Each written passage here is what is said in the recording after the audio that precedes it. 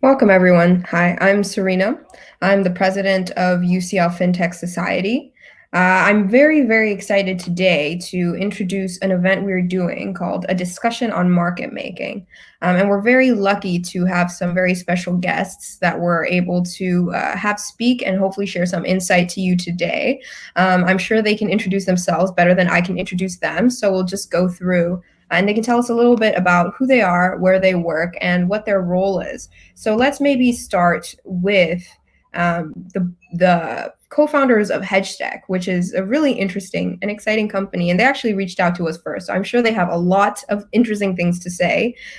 Here are Laurent and Tom, who are going to tell us a little bit about themselves and what they do. Hi, guys. How are you? Hey, Serena, how are you? So I guess I'll start. I'm Laurent. I'm one of the co-founders of Hedgetech.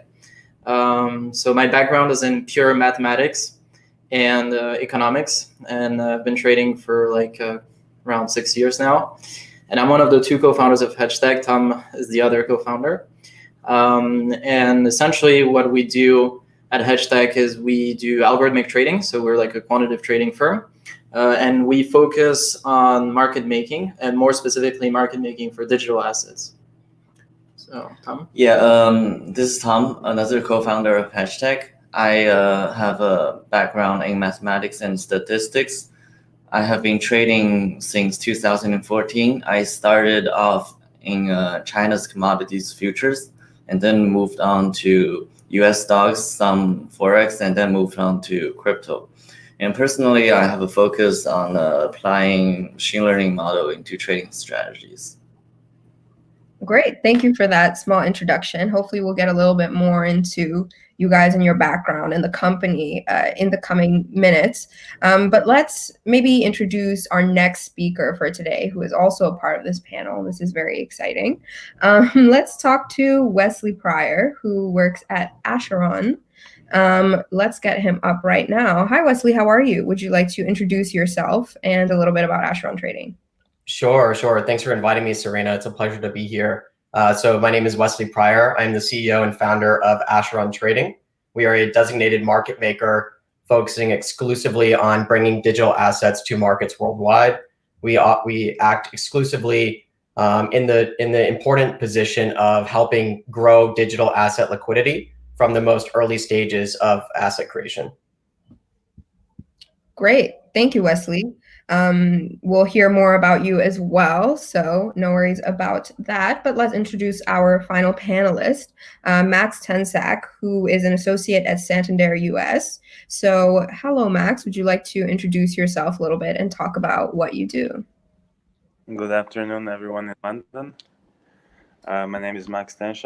I've known Laurent for a few years. We date back to when we were in Boston together. But currently I took a different path, and I work for the Spanish Banco Santander here in New York. And the group I'm with, we provide fixed income solutions to corporate clients, specializing in interest rate derivatives. And very excited to talk about what are the implications of artificial intelligence in traditional market making and in bigger institutions. We're definitely excited to hear it. I know at least I am, and you might not know this, but I am Spanish also, so we love to be represented. That's great to hear.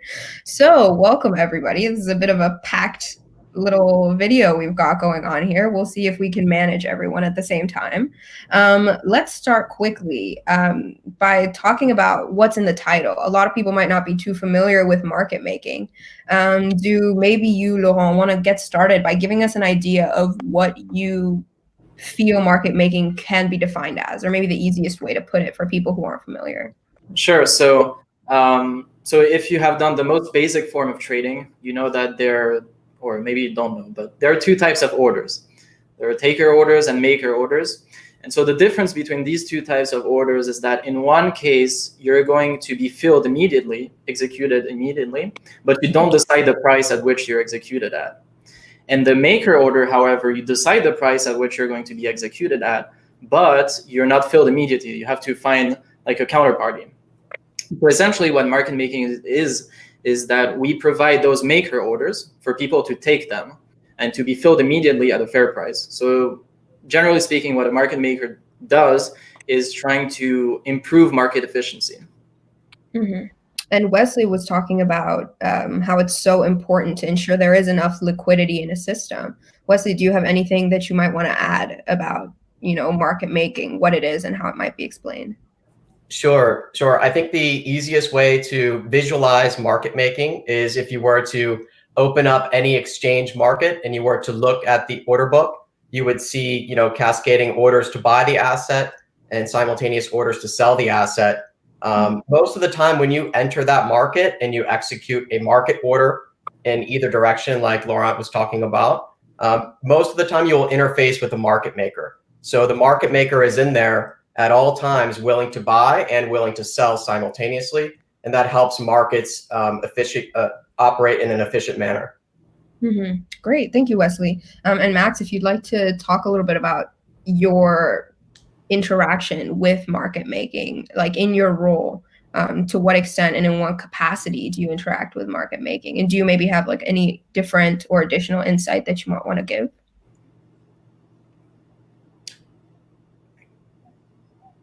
And he's gone. Okay, I guess my question was just so difficult. I'll try to tone it down. Sorry about that, guys. Hopefully he'll come back. He's not too soon. But in the meantime, we can get back to some other questions. And if he comes back, he can let us know what he thinks. But Tom, do you maybe want to tell me a little bit about different types of market making strategies that there might be and what the implications are of choosing between different ones? Actually, before answering that question, I think it's necessary to talk about two different types of market making. Mm-hmm. Yeah, so there are designated market maker and profit-driven market maker. Mm-hmm. They both place market orders. They both place limit orders. However, they come to the market with a different priority. Profit-driven market maker usually operate with their own funds, and their strategy is alpha-driven, which means their priority is to make money. And designated market maker are hired directly by token issuers or exchanges to improve the market efficiency. So their priority is to reduce the spread, which means the lowest ask order and the highest bid order, reduce the difference between these two, and increase the liquidity so that it can reduce the slippage. What is slippage? Slippage is that when you place a market order, the price that your order are executed is different from the price that you see, and this difference is slippage. So designated market makers come in to reduce the slippage so that the market can attract more traders. So they have different priorities, and based on this priority, they will choose different kind of strategies. The most commonly used strategies for profit-driven market makers are some kind of order flipping techniques. They, for example, if the market is in downtrend, so the buy orders are more likely to get filled than the sell orders. So they will place a sell order. And then whenever the sell order is filled, they will flip this order to the buy side. Since the price is in a downtrend, so this buy order will be likely to be filled immediately, so he can make the profit from the spread. However, designated market makers' strategy is more like ladder manners. They will maintain a bunch of sell orders and a bunch of buy orders at the same time, 24/7, so that the market spread and the liquidity can be improved at all times. Mm-hmm. And I kind of want to add to this that usually profit-driven and designated market makers sometimes act on the same markets, but sometimes they act on completely different markets. So as Tom said, the priority for designated market makers is to increase the market efficiency. And so you're most likely going to trade on a market that is illiquid, or you're going to be hired to trade on a market that is notoriously illiquid. Sometimes it's not the case, and people are competing. For example, exchanges, large ones, they're competing in terms of spread. What is the spread? The difference between the first buy and the first sell order. And so sometimes they're competing to a very important extent, it's denoted in BPS, so it's 1/100%. Just to give you an idea. That said, profit-driven market makers act on markets that are already heavily traded, right? There's a lot of activity, and so they're not going to trade on very liquid markets. Ideally for them, they want a market that has a large spread and has a lot of market participants as well, so that they can get their order filled and flip those orders continuously. And essentially their profits is the number of times they get a pair filled, multiplied by the difference in prices times volume. So yeah. I have to say, either way, it doesn't seem like these are people who are getting a lot of sleep. How do you keep up with everything going on at the same time? Wesley, I mean, I'm definitely not going to believe you if you tell me there's a little man on a computer somewhere. Like every time something happens on the change, he's like clicking something, right? So how does this work? What's the mechanism? I mean, on a high level, without getting too technical about it. Totally. It's actually very, very difficult. So it comes down to a few things. The most obvious is you have to have a desk around the sun, meaning you have to have traders that are able to manually intervene, review your market making strategies, and make adjustments accordingly in different time zones. This isn't an industry, when we're talking about digital assets, where you can come in and sit down at the desk, be ready for market open, and then when the market closes, you can shut down the computer and go home and enjoy yourself. You have to have an operation that does have that worldwide capability, and that's kind of the obvious answer. And then there's also kind of when you're thinking about putting together a strategy for a digital asset, these assets historically have extremely high volatility, especially when you're acting in a designated market making capacity. You're typically entering and being engaged by that digital asset issuer at the earliest of stages of that asset coming to market, where the asset is also the most illiquid. So the volatility is extremely high, and your strategy needs to be able to meet the requirements that you have as a designated market maker, which is providing liquidity at any price, developing confidence in that asset by doing so. But it also has to build in enough, margin such that that asset can go through significant volatility, which these typically do every single day. And you don't have to have manual intervention stepping in and making sure that market is operating. Serena, I think you're muted. Goodness, sorry about that. I'm saying that does put my mind at ease to hear that there is a system here in place. And we do appear to have Max back online. Hello, welcome back, Max. Hi, thank you. Unfortunately, these days with this virtual conferencing, these things are way too often happening. Yeah, it's not easy. I get you there. Please excuse me, by the way, if my internet ever drops out, which it is wont to do.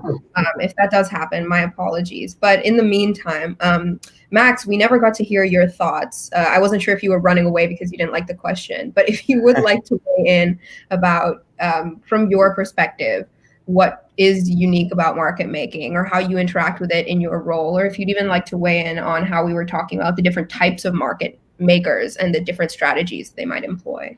Of course, sure.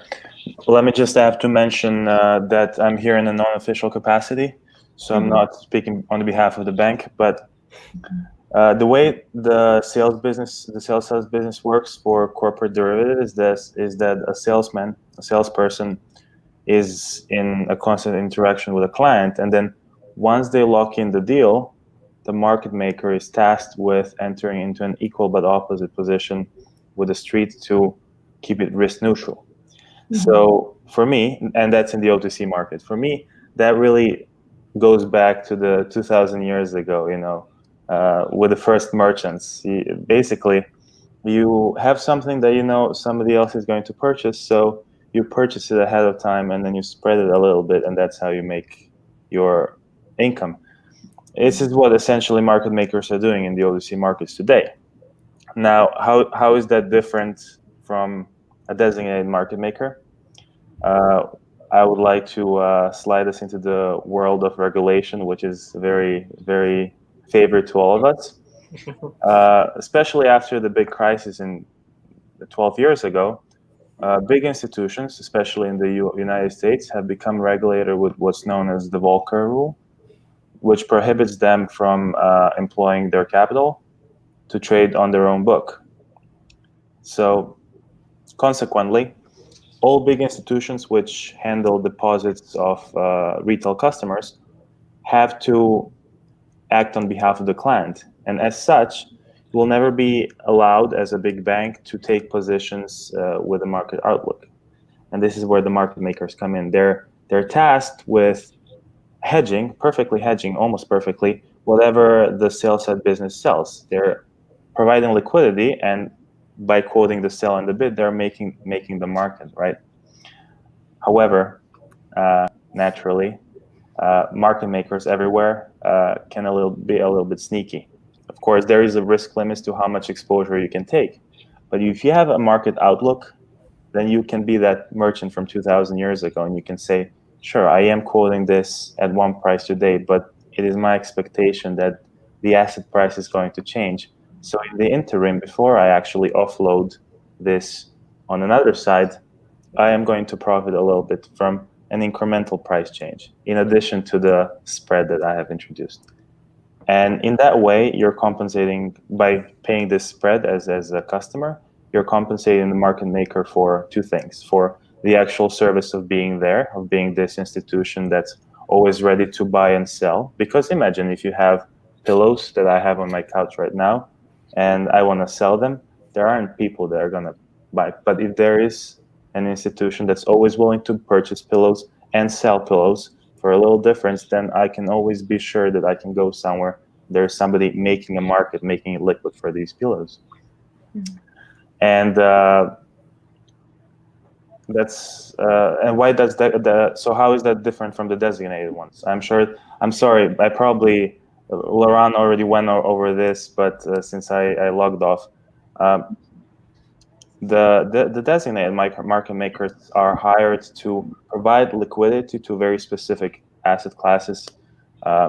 In recent years, we have tokenizations of value, known as the cryptocurrencies, which the issuers of such want their markets to exist for those tokens. So they may approach designated market makers to create liquidity for that. A huge institution would not necessarily be covering those niche pockets of the market for multiple reasons, right? First of all, you can't really get the scale of it. And consequently, as a proprietary trade and restricted institution, these assets might not be as liquid for the bank itself. So as I was saying, you compensate the market maker for two things. You compensate them for always being there and for taking on the risk. Because essentially, the market maker is always running the risk that in the interim between receiving the asset from the client from whom he has purchased and selling it to someone else, the market maker takes on the risk of the price move. And the exposure and the management of such is something that the regulations really restrict on. And that's how I think smaller unregulated institutions, small fintechs, can find a niche in this huge market and extract a huge value for themselves. Right. I think this is what you guys are doing. Yeah, if I may, I want to add on the risk perspective. I think what Max has said for large institutions applies to profit-driven market makers. That's exactly what he was talking about, like how you're compensated for the risk you take, and what Tom said about flipping orders, right? Essentially, you want to make sure that, for example, if you expect a downtrend, you want to make sure you sell, and then you're going to buy back at a price that is lower. But there is an inherent risk, and this is also true for designated market making. You have an inherent risk of holding whatever you're quoting. For example, if you have two currencies, right, euro dollar, you have risk of holding euro because it might go down in value. You have risk of holding dollar because it might go down in value.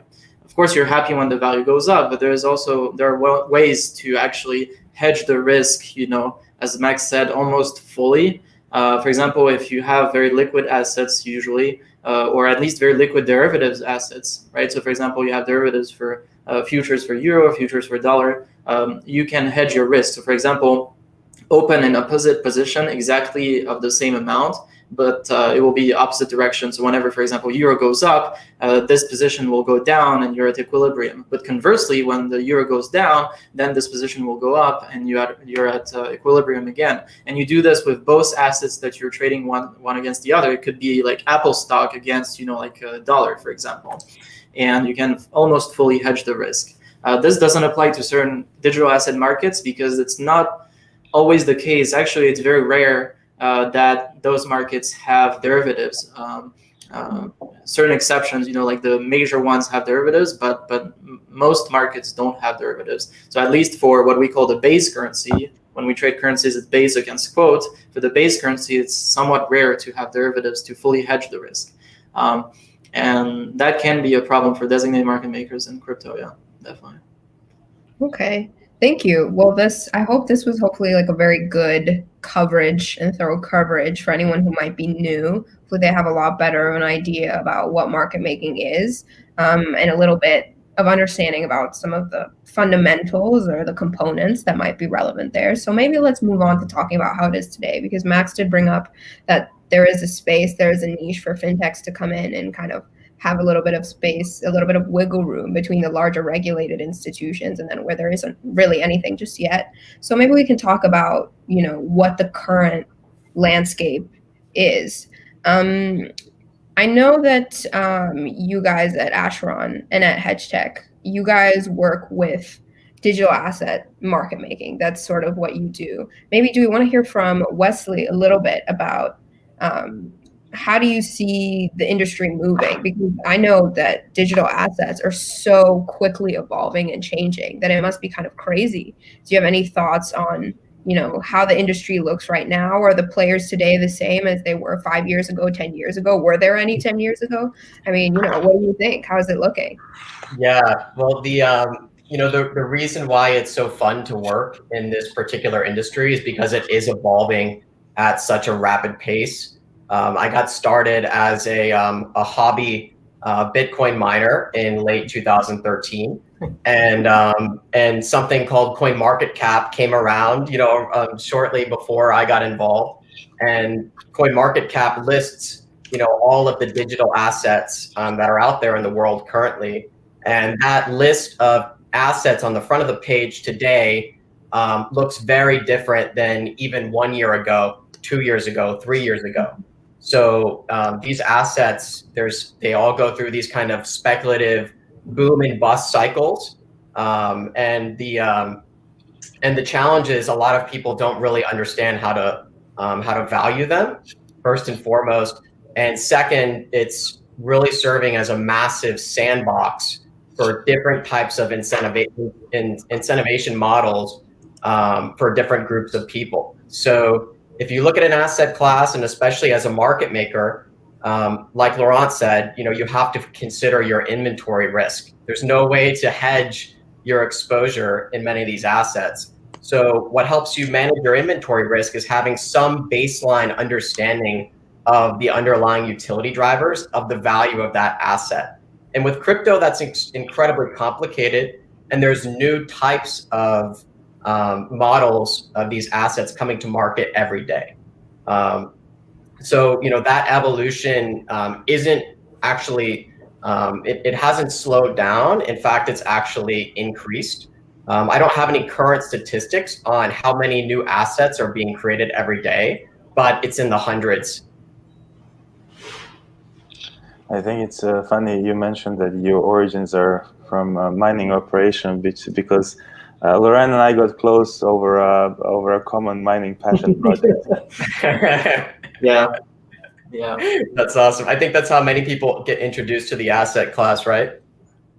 Yeah. Hello. Possibly. Serena is having. I think my Wi-Fi has gone off here. Yeah, no, it's fine. Sorry. You're breaking up a little bit, but it's okay. So yeah. Yeah, actually, I have a different story for why I am exposed to this asset class. So I didn't start off from Hello? Am I audible now? As I introduced, I start off in a commodity futures market. So back then I was a retail trader, And as a retail trader in legacy markets, Serena is gone. Yeah, that's fine. We can Yeah, keep so- going. Maybe arbitrage. We'll come back. Sorry Yeah. about that. You're As back. a retail trader in a traditional market, usually you trade through a broker instead of on an exchange directly. So if you trade through a broker, first of all, you have to pay for the data stream, especially for the order book data. Usually they have something called level 1 order book data, level 2 order book data. Level 1 is usually just have the best quote for ask and best quote for bid. And level 2 data might have more level, but they can never see the full order book. So, and then I heard something called cryptocurrency, and then I heard that you can directly trade on the exchange, so you can see the order book on the exchange, the full order book on the exchange directly. So it gives you more information. So this kind of transparency dragged me into this market. Right, and also that's interesting what Tom said, because so my first strategies in crypto actually involved. So this is something that you cannot really backtest.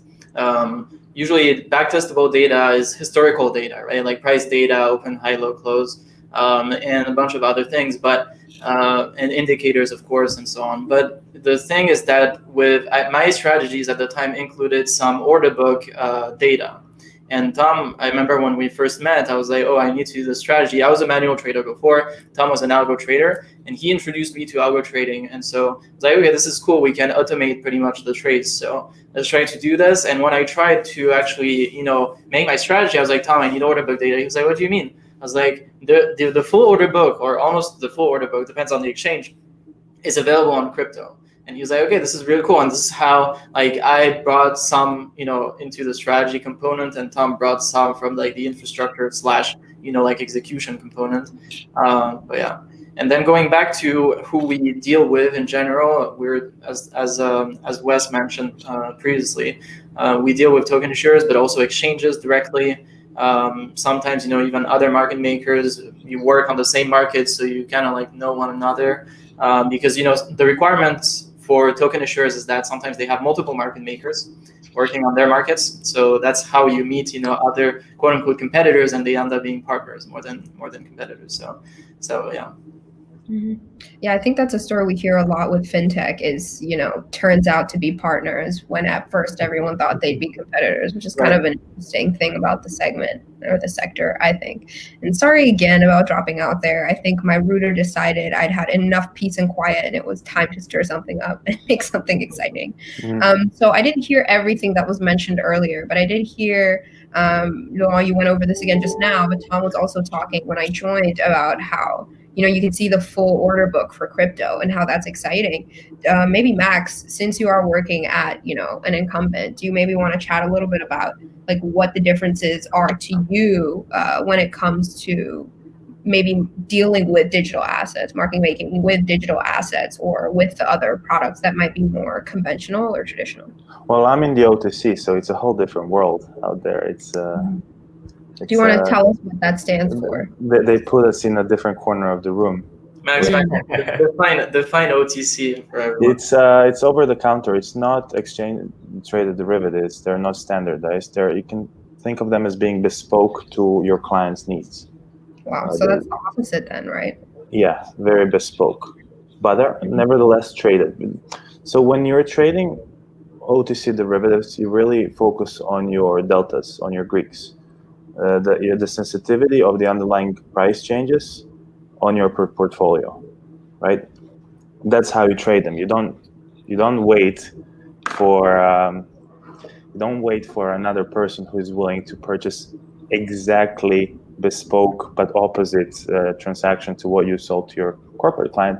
But you think of it in the following fashion. You think of it, the transaction I had here opens up this delta positions in my portfolio. So if the underlying position moves by this much, the value of my portfolio moves by this much as well.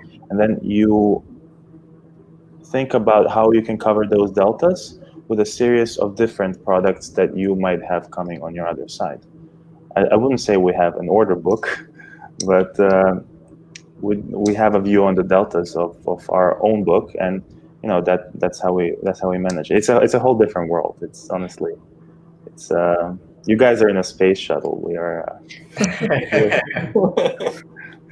Okay, well, maybe one day we'll have a chance to do a panel specifically on OTC. I'm sure there will be people who will find that interesting. That does seem like it would be a different kind of exciting, maybe. But than what I think is the common ground, and this is why I was very keen to participate, is that in the OTC market, we are seeing increasingly, and we have big hopes of seeing much more in the future, the implementation of these new technologies in our processes, which give you more granular and faster insights in your risks and how you may manage them, right?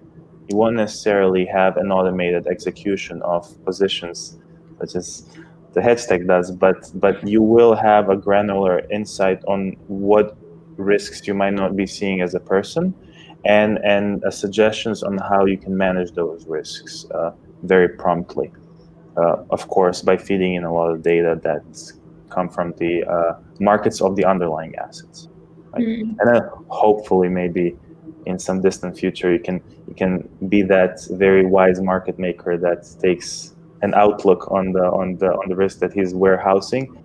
Warehousing is jargon for once you hold the asset on your book before you offload it, you say you warehouse it. So the being a little bit cheeky on the warehoused asset by taking an outlook through the inference that you gain through those granular insights that artificial intelligence might give you, right? Yeah, I certainly hope we can reach that point. I'm sure every little girl and boy dreams of being that wise market maker one day. But no, it is exciting prospect to see just how involved technology and innovation can be. I mean, Wesley, you were reassuring me before that, it isn't just some, manual intervention doing everything. Do you maybe want to talk to us a little bit about the innovations that you see at work at Asheron Trading, and as well as in sort of general terms, how you see technology as important in the industry right now, especially considering, Max brought up recently the financial crisis was already 12 years ago, right? Like that's actually quite a long time. So I'm sure so much has changed, not just in terms of regulation, but in terms of the technologies that are available to people.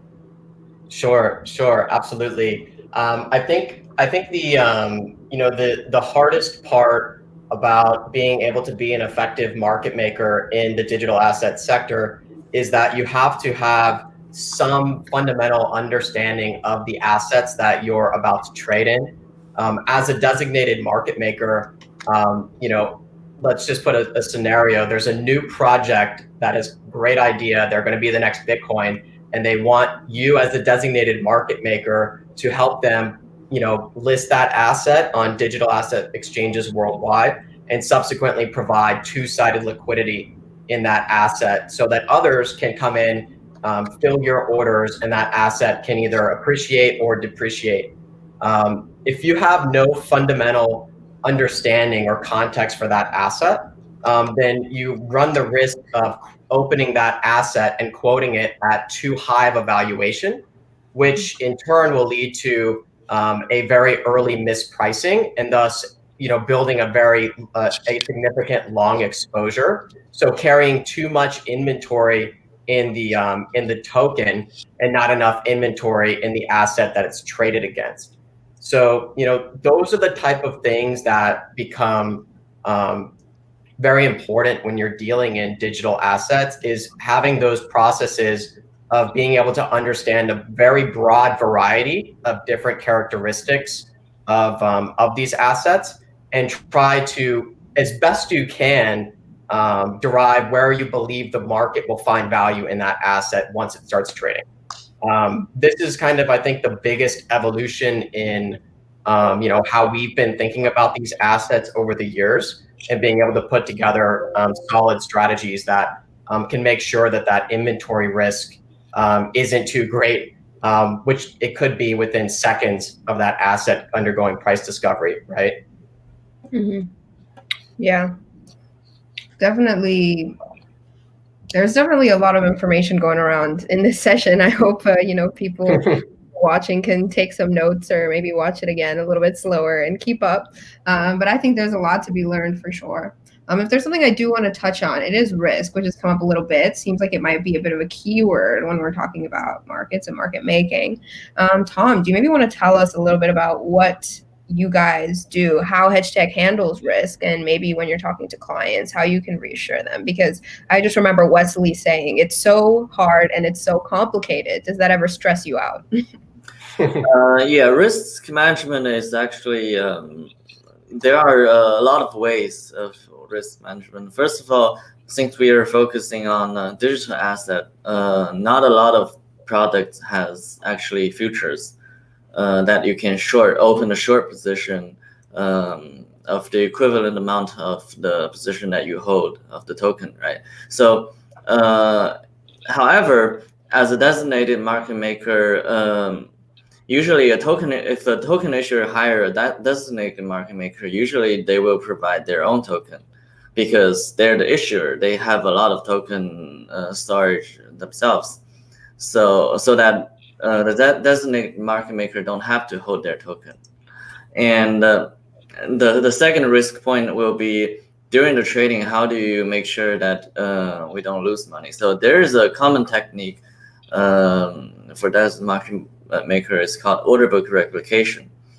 So it's like this: you have a very liquid market somewhere else, and then you have a very new exchange that you want to get listed on, and you want to migrate some liquid exchange to the illiquid exchange. So what you do is that you copy the order book from the liquid exchange, because the liquid exchange has a lot of orders, and then you copy this order book and you place these order on the illiquid exchange, and the sell order that you place is a little bit higher than the sell orders on the liquid exchange, and the buy orders you place is a little bit lower than the buy orders on the liquid exchange. So whenever your orders on the smaller exchanges are filled, you can immediately take an opposite position on the liquid exchange.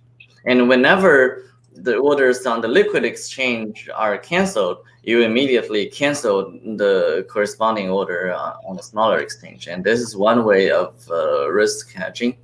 Second way is, as Wesley mentioned, we will evaluate the inventory according the inherent value of this asset very carefully, so that we make sure that it start off at the right price, so the price will not fluctuate enough, so that as a designated market maker, we will make sure that when the price fluctuates, we will make profit from the spread. So we only hold a lot of quick currency when the price only goes up and never go down, or only goes down. We only hold a lot of token when the price only goes down and never goes up. Mm-hmm. So by carefully evaluating the inventory, we will make sure that the inventory will cover a very wide of the price range, so that normally, if it's not a misevaluation of the inherent value, we will never run out of one side of the currency. Mm-hmm. And then there's something else in digital assets, is that usually the big issue is trust, right? So, like, you're given funds and significant funds to trade with, and people might have heard of you because, just word of mouth, or they just heard about your company, but how do they actually trust you? There are a lot of, potentially people who want to be like harmful to your inventory. So one key thing, as algo traders, we use APIs. So essentially we communicate directly with the exchange server. And what they do is that they create accounts with those exchanges, and they share only the API keys, and they manage the permissions to the keys. So they make sure that we can never withdraw or deposit to their accounts. So usually, and this is what we do at Hedgetech. Some market makers have different ways to proceed with inventory, but this is how we manage trust, right? We sort of like let the client manage their accounts, and what we do is we only plug, the algorithms to their accounts, and it trades directly from their accounts, so they can even see the execution live and stuff. Pretty good. And then I think you covered most of it. Certain strategies are applicable to certain markets, certain strategies are not. For example, order book replication has certain conditions. Same with, like full risk hedging with opening, opposite positions on futures markets. What else can we mention about risk management? think that's pretty good. And then you have, inherent risks of the markets, right? People try to price manipulate and so on and so forth. So this comes with time, right? You face certain challenges on the markets and you tune your algorithms to face those challenges better. So that's what I can add on to what you said now. Yeah, the last one is specifically to algorithmic trader. Algorithmic trader trades through API. So especially in digital asset markets, a lot of exchanges API keys don't have a very good API infrastructure. Yeah. So, for example, their technology is not solid enough, so the information they return to the client sometimes might be delayed. So, a very important thing is that the infrastructure that you design has to be able to tolerate all kinds of errors and mishandling of the exchanges. And so essentially, like, for example, for us, so both the execution loop, what we call the execution loop, how long it takes to execute the entire algorithm, plus the communication between our servers in the order of magnitude of like hundreds of million nanoseconds. So like 100 to 200 nanoseconds for everything. And then the only thing we face is the latency when we communicate to the exchange servers. And some exchanges, an exchange reached out to us recently, and they have what they call co-location services. So essentially, they tell you, okay, our servers are in, for example, Moscow, in this specific place, and we're going to host your algorithms right next to our servers. So essentially, you limit the latency. This is very rare still. In traditional markets, what people do in high-frequency trading is that there are firms that are like tech firms, and they provide the infrastructure for this. They used to sort of like drive wires underground, for like kilometers and kilometers through the country to have like the best infrastructure between point A, which is your algorithm running, and point B, the exchange. And now you have towers with radio waves, and they communicate within certain radius, and it's much faster and it shortens the distance. But crypto is not there yet. Maybe one day we'll see. Hopefully one day, and then there can be another Flash Boys, but about crypto. It was definitely fun to hear Tom very politely tell some exchanges to shape up, please. But okay, hopefully someone from an exchange will be watching and they'll learn something.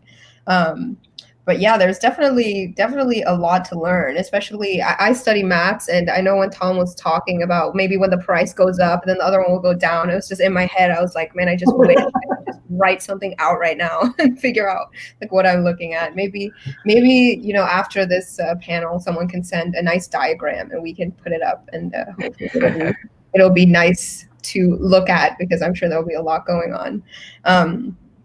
But yeah, so I think that was quite good in terms of what the landscape looks like today. Oh, something that I do think might be interesting to touch on one more time quickly before we move on to maybe looking forward, although we did already sort of look forward a little bit with our fingers crossed that crypto moves in that same direction of getting faster and faster. But Max did bring up that and it would be nice maybe if you went over it again or spoke a little bit more in detail, right? Because this is UCL FinTech. We love to hear the word FinTech wherever we can, about FinTechs having a nice niche between the bigger regulated entities and then the spaces that they can't, like being a sort of stopgap, I guess. Could you maybe talk a little bit more about what you meant from that and what exactly it is you think FinTechs can do there?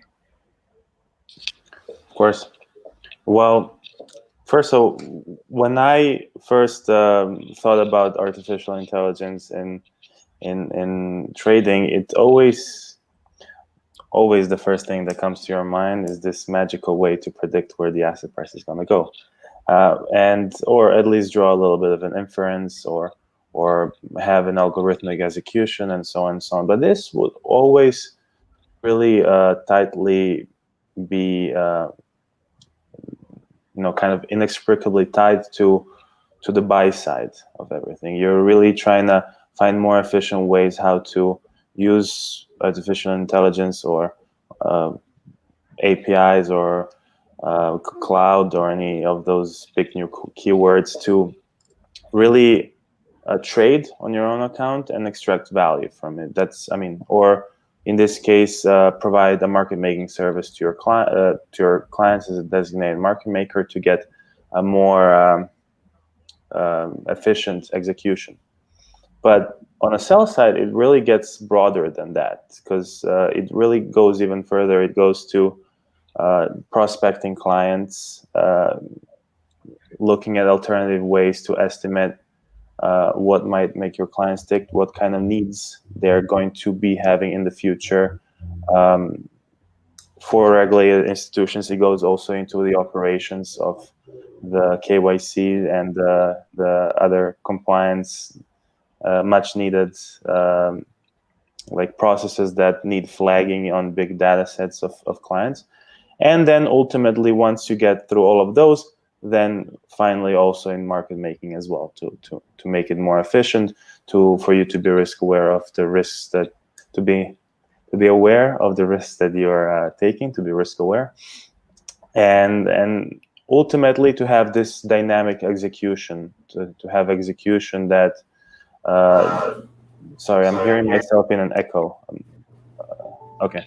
For you to be, see the risks and be able to act on them as such really quickly. In what I do specifically, and I haven't really touched upon that, is I trade a risk that is referred to as the cross-value adjustment risk, which is very, yeah, I have it, yeah. Which is very, very, it's not a linear risk to be traded, and depends on many, many variables that are in the market. There is many underlyings, not multivariately affecting the value of the value adjustments that we're trading. So to really have something that's not human, that's able to look at many, many scenarios that we simulate, to look at many, many. Sorry, go ahead, Max. Yeah. I can read and speak at the same time. When you're dealing with something that's so multivariate, it really pays to have really something artificial that's able to look at many, many scenarios, many, many different variables, and say, and kind of direct your efforts as a human to say, if you focus on this small underlying asset, then you will be able to manage the most of your risks. And this asset has behaved with this sort of volatility for the past. So you should expect that. So I don't really see sort of a full futuristic automation of the processes that we might have in algorithmic trading or in science fiction movies. But I do see that on the buy side, and especially OTC market making, we're going to be seeing more and more sort of like technologically empowered human workforce that uses all of these advancements as an extensions to make better judgment. But at the end of the day, human. I always say that trading is more of an art than a science. So it ultimately ends up at the expert judgment of the individual trading, because then otherwise we would all be superfluous and the whole thing would be operated by some computer in a warehouse in Arizona. And to that, so the initiatives are endless. The implications in where you can put these advancements in the technology, have verification of the processes on a blockchain, which I'm not a big fan of, but let's put it out there, and so on and so forth. It's really limitless to the point where institutions really have to stop and think, where do I want to invest my efforts, my resources, and what kind of technologies I really want to get into, because the space is very big, but I don't have money for all of it as an institution, and I really need to prioritize. I really need to figure out which of those technologies is going to have the brightest future and invest myself into it, so that I, as really an end user, as an institution being an end user, may be able to provide a more efficient and more dynamic service on behalf of my customers by being empowered with this technology. I hope institutions figure it out, and I certainly hope we're not all superfluous and going to be replaced by a robot in Arizona, anywhere but Arizona. I'm joking. But hopefully we can move on a little bit. Something that I think would be interesting to also talk about is perhaps, I mean, anyone can really answer this, but I think it might be interesting to also hear from Wesley, who we haven't heard from in a small minute, about what he thinks about how the regulation is, even if it's not very in depth at the moment, but just a little bit about, I mean, not necessarily how you feel about regulation. I think most people feel a certain way about regulation, but a little bit of, is it helping? Can it help? Is it possible? Can regulators keep up? Possibly, what do you think, Wesley? So I think every company that's operating in crypto has experienced the challenges of a lack of regulatory clarity, regardless of where their primary jurisdiction is. So we haven't been immune from this. Most of the top digital asset exchanges in the world, you've seen press releases of them executing, which is effectively regulatory arbitrage. So one of the largest exchanges in this space actually has operations in small countries all over the world, and they have their servers set up there. And it's sort of like they're planting a bet and also business redundancy by being involved in many different jurisdictions. Whereas it would be ideal if you could focus on one and have a clear regulatory framework, be able to operate your business unencumbered. That's just not the case. We started our company as a VFA3 broker in Malta, which was a certain regulatory framework that we felt confident at the time. When that actually came forth and was presented to the public, it was much different than it originally began, as the regulators began to understand the asset class and adjust accordingly.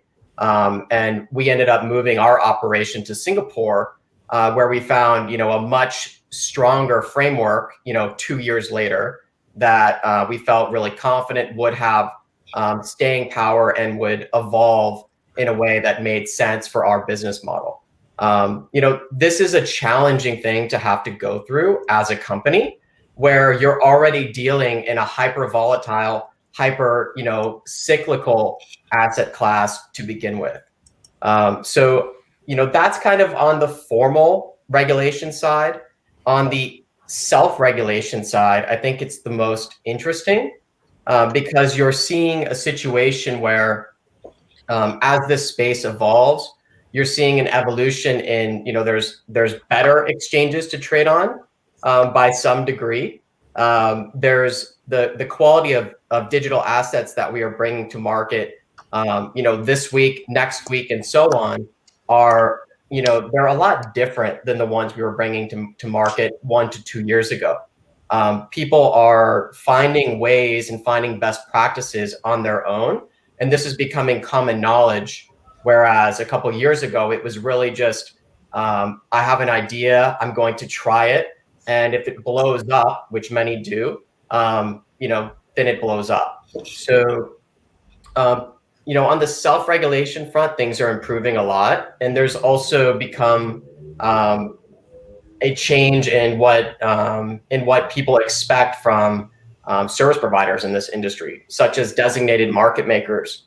If you would have asked a digital asset issuer a couple years ago what a market maker's job was, the answer would probably surprise you relative to today.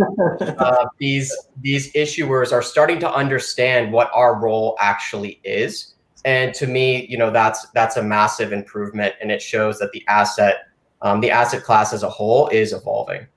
Mm-hmm.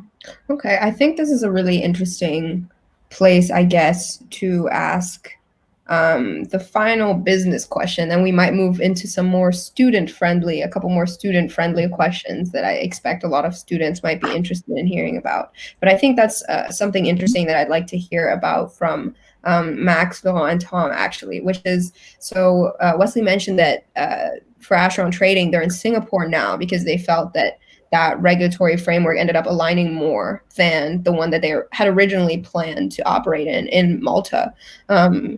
I don't know if Tom, maybe you want to talk a little bit about where exactly you're founded, because I know you guys are all over the place, but where's the actual headquarters?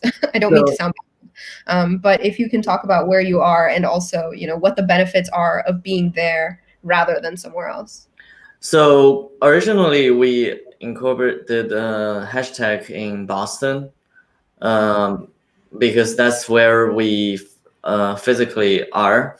And we have at one of the conference that talks about SEC regulations, we met a lawyer from New York, and so we know some about the U.S. regulation. However, cryptocurrency is a global thing, and each region has a different regulation. Not only different regulation for themselves, and they have a different point of view whether they think crypto assets are security or not security. So recently we incorporated another company in Singapore for the same reason as Wesley shared, because they have a more aligned framework, and also some companies in Asia, and which crypto is a very big thing in Asia. So some companies there comply with Singapore regulation, but not comply with US regulation. And some company in Europe and US comply with a different regulation. So we have these two companies so that we can deal with different type of regulations. Right. Yeah. And also just one thing. So this is where the sort of like the limit, or like like fintech is really finance and technology, and this is where you see how thin the limit is, right? Like I think that we're more of a tech company than a financial institution, because as I said, we design algorithms most of the time. We set up an infrastructure, and we plug those algorithms to trade on clients' accounts. And technically, the exchange is the executant, right? They're the ones who put the buyer and the seller together. Some other, market makers might have their own accounts that are KYC'd, and in that sense, they can be viewed as being the owner of the account, even though they don't own the funds, and as such, they will face different regulations. And as Tom said, this lawyer that we met, he's advising the SEC on how to regulate crypto assets, and we talked to him somewhat extensively, actually. And so we're well aware of, the regulations in the States. We're also aware now of the regulations in Singapore. And we have two types of clientele. Some people, mostly in the Western world, come to the US companies. Some, in Asia especially, go to the Singapore entity because they really don't want to deal with US companies. So it's really helpful to have like both jurisdictions in place. Okay, sure. And I'd like to take this to Max as well, because you're working at Santander, which is a name I'm sure everyone, all the members of our society will be familiar with in the UK. I know I'm certainly familiar with it, being from Spain and having lived not too far from the actual city of Santander myself when I was younger. But I'm wondering, since you are actually in Santander, US, is there, what's your perspective on the different sort of regions of operation, maybe about your role or just about markets in general, that you think might be insightful for students to know about? Well, I think that banks are, well, that's just maybe I don't know about other industries, but banks might be among the more regulated institutions in the world. But naturally, when you have an institution that covers many geographies, regional approaches to regulations are different. I can tell you for a fact that the US financial environment is the most regulated one, period. But Santander and many other banks are present in regions such as Argentina or Brazil, or HSBC is big in Asia and Citi as well. And in some of those regions, they might have capabilities to do things that they don't do in other regions. With our example, I mentioned the proprietary trading is very, let's not call it frowned upon, but it's very constrained in the US and for the most part in Europe. But for instance, it is not in Brazil, for example. And if you had an institution, whichever, that was present in, let's say US, UK, and Brazil, that institution would be able to do much more many things in Brazil than it would be able to do in UK or the US, because the regulatory environment of Brazil, the Central Bank of Brazil, does not prohibit or control many activities that the other regulatory bodies do in other countries. And that really opens an ocean of capabilities of what you can do. You can, in just specifically in terms of trading, you can definitely trade on your own account. You can maybe use artificial intelligence to help you trade on your own account, which might make a US regulator a little bit nervous, and the UK one as well, but it wouldn't necessarily make the regulator in Brazil nervous. It just really depends from region to region. I mean, needless to say, any company from Amazon to, I don't know, Procter & Gamble, to any company takes the benefits of differing regulations across different, geographies, and they always try to see how much business they can do before they get regulated. So it's not exclusive to just market making and cryptos and so on and so forth. It's just that cryptos, I guess, are becoming regulated as we speak more and more, and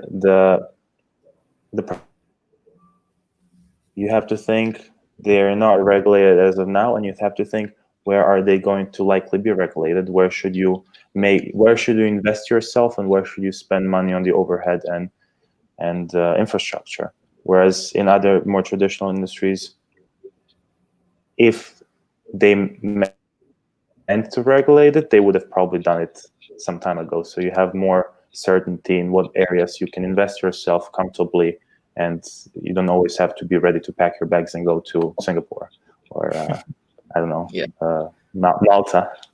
Yeah. So, but in the crypto world, actually, building a legal structure is kind of an investment, and sometimes it's kind of a gamble, because sometimes when you build legal infrastructure here, you comply with everything.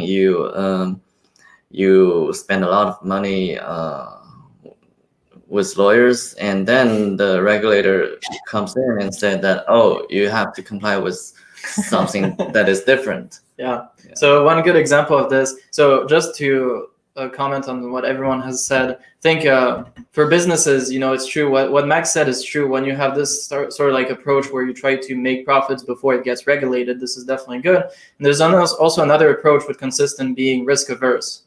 And in that case, you're going to try to comply with the strictest rule out there.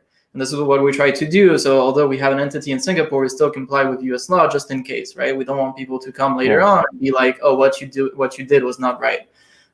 So first of all, complying with the strictest rules and keeping up to date, with regulation is definitely important. For example, for us, we have an app where, for example, exchanges can directly monitor and actually perform certain tasks and control the algorithms. And for this, we have to comply with EU law, which is one of the strictest in terms of privacy, because we gather some data. We have to operate.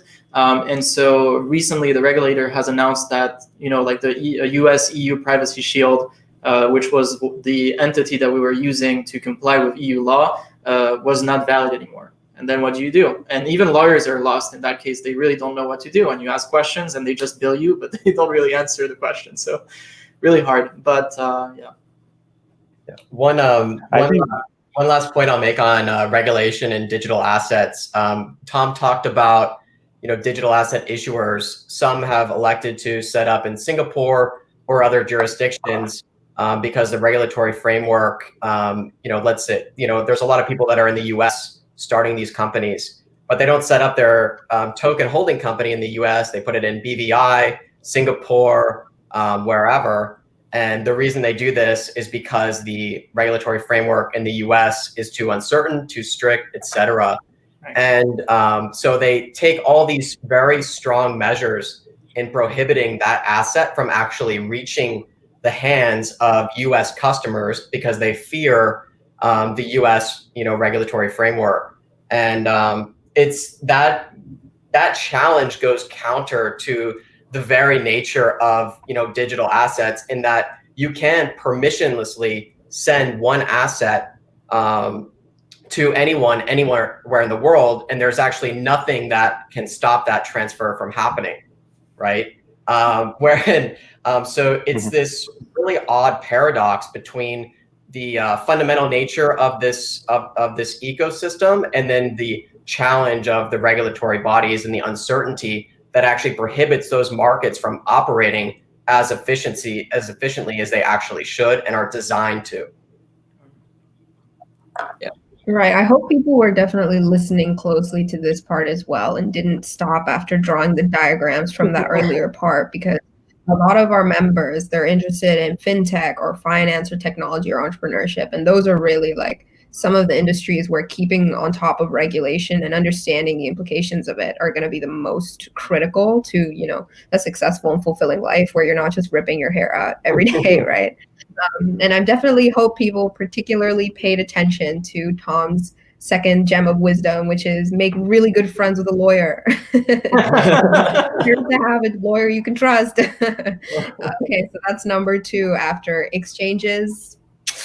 Not all that. Okay, great. So hopefully people, have learned a lot about, market making and about the business of it and a little bit about the nuts and bolts of it. But now, hopefully, if you guys don't mind, I will ask a couple questions, which might be more softball, but which I know a lot of members are definitely interested in, which is going to be careers questions.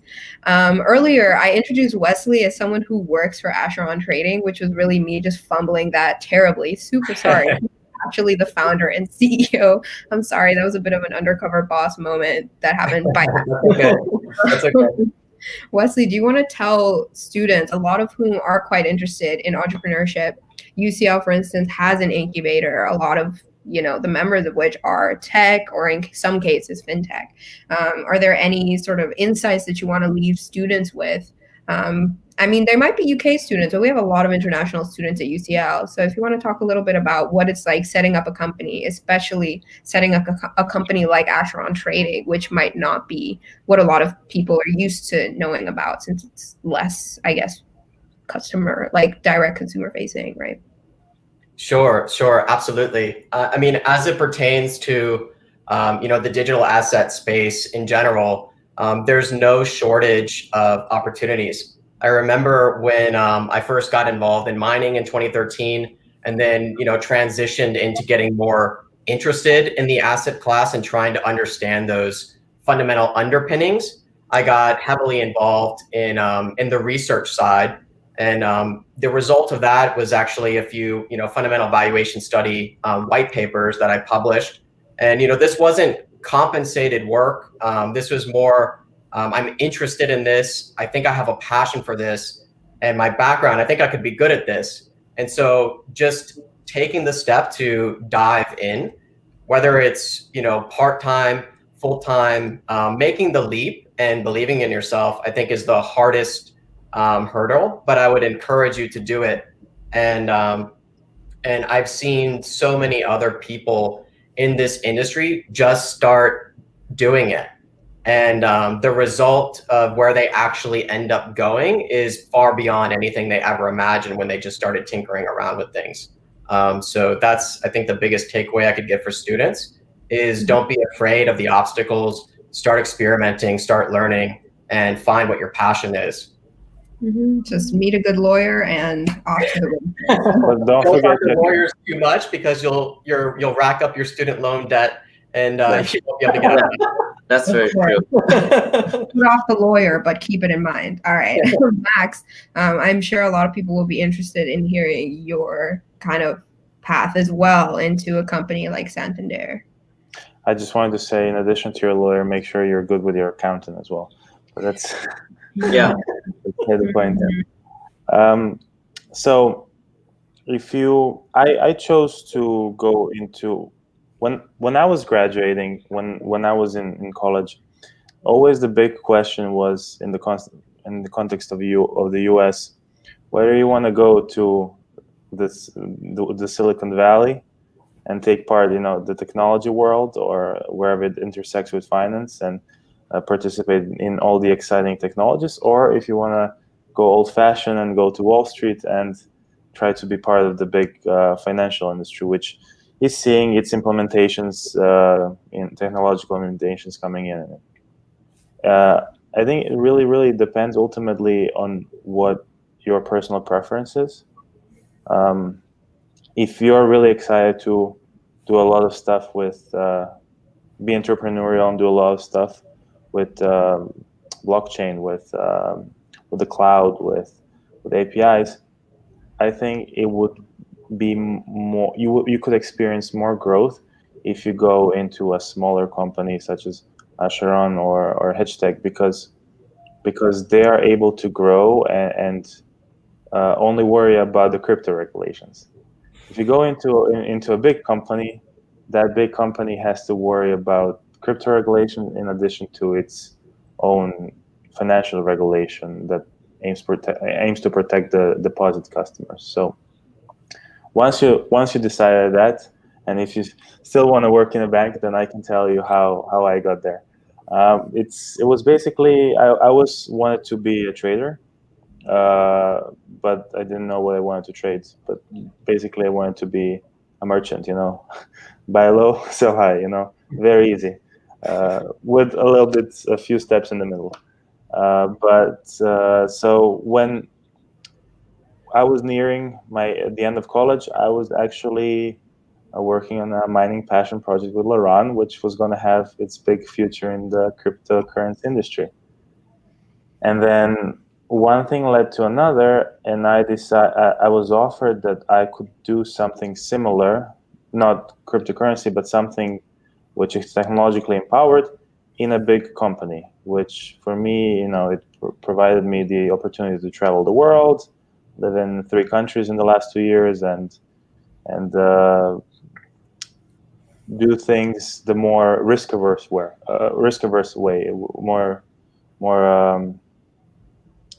the more secure way. Because when you go into a startup, if you make it, you're the king of the world. But there is so many people that want to try it, and only the brilliant ones succeed. And you have to be really sure if you want to take that leap of faith and ask yourself if you really are like Wesley and Tom and Laurent, or if you're gonna jump into something and change your mind after a year. But if you want to work in a bank, it's always the good practices.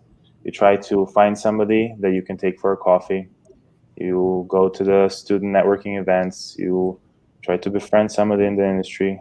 Read about it as much as you can. Learn as much as you can about it, so that you can eloquently hold a complex conversation on the topic with a professional from the industry about it. And then, if you follow all those good practices, I like to say that you're going to hit a good luck charm at one point. And it's really that you have to be prepared. Once you provoke the good luck and once you find your opportunity, you have to be ready to take it. And if that takes you into banking, if that takes you into an agricultural industry, if you're, I don't know, farming cattle in Brazil or Argentina or whatever it may be, you just have to be ready. You have to follow the good practices and be passionate about it, because without being passionate about it and enjoying it, you won't really have the motivation and the drive to wake up very early in the morning to do it and do it until very late. I get more sleep than the 3 of them combined, probably, but I believe it. Yeah. Oof. Luckily, my lighting isn't very good, so there's no guessing to be done. But yeah, I think what I really liked out of that is that people should definitely follow us on social media and attend all of our events, and they'll definitely get rich one day. That's what I was here. Yes, definitely. But no, but jokes aside, like being part of a fintech club at UCL is very good, because it gives you an exposure to meet different people from different backgrounds. Sooner or later, one of them might take you on a path to meet somebody else. always being involved with workshops, with career workshops, with career development center, which you probably have one in UCL as well, taking leadership positions. And once you get invested into that, something is going to come up. Just keep be hopeful, you know. Yeah, and like you said, you know, these big cities and the And then professional circuits, you're they gonna tend to be be rich small world. 20 years later, a millionaire. Yeah, 20 years later, they'll be rich and they'll donate to UCL FinTech. But like Exactly. you said, you know, like a lot of these professional circuits, they can end up being a lot smaller than they seem. So sometimes it is just a matter of putting yourself out there until you find something that sticks, right? So yeah, hopefully people take a lot of this advice and try to engage from like an authentic place of wanting to learn and wanting to know more. And then, you know, hopefully things will go well for people, right? Yeah. Laurent and Tom, would you like to add anything on? You guys definitely have another interesting perspective. I know a lot of our members are British, but I do know that, you know, thinking, am I going to go into finance? Am I going to go into technology? Am I going to go into entrepreneurship? That's a question a lot of people have. And, you know, I think this is a unique panel and that a lot of people have gone into all three. So, you know, do you guys have any insight or any advice for kids still wondering or thinking? So first of all, entrepreneurship, there is a very important prerequisite is you have to really like what you're doing, because you're gonna face a lot of hardship, you're gonna face a lot of uncertainty. If you don't like what you're doing, it's gonna be very hard and you're gonna give up. So about technology is I don't think technology has a very high barrier of entry, because the community of technologies are the friendliest community I have ever seen. So as long as you're willing to learn, you can always learn everything. Yeah. Do you want to add more? That's it for me, I think. Yeah, so I have a somewhat different perspective. So I met Max when we were in college. I met him in a math course, actually. And I was destined to go into medicine. Nothing to do with fintech at all. I was a pre-med student. I was a math major, econ major. And it turns out that, so what happened is that, you know, after college, I had this gap here where I wanted to explore the world a little bit, but I was always curious. You know, I was trying to always to find new things. We had a friend, we worked on like a phone app for, you know, sort of like the storage industry, like how to improve for students and whatnot. And then, as Max said, we had this entrepreneurial sense with mining and setting up a mining farm in Eastern Europe was a big thing. So, you know, you have to be curious. I think this is my first advice. My second advice is you have to apply your knowledge. In school, what you learn is extremely theoretical, is extremely oversimplified. No matter how you think, like what you think about it, I'm telling you, it's very simplified. In econ or in math, what you learn is, you know, simplistic theories, or, you know, like you're not in the real world setting. So just try to learn how to apply your knowledge. And then with curiosity, you keep on learning. And then once you have those two, you know, connections are really important, no matter if you're in a small company, a startup, or in a big bank like Max, right? Connections matter everywhere.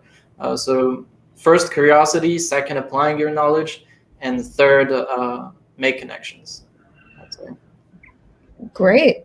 So thank you all so much for being here today. We're coming up on the end of our session here, but I think there was a lot of information, hopefully a lot of insight, and hopefully the people who are watching this either live or later on, they'll get a chance to learn some new things, learn a bit about some new companies and a new industry that maybe they hadn't known about before. Maybe they can go check you guys out, see a little bit of what you do, learn a little bit more, and maybe you guys will be inspiring people, you know, all the way into the future, into hopefully fulfilling careers. But I'd like to say a big thank you for all of you for being here, and a big thank you also to Hedgetech for being the ones to do a lot of the heavy lifting and setting this thing up.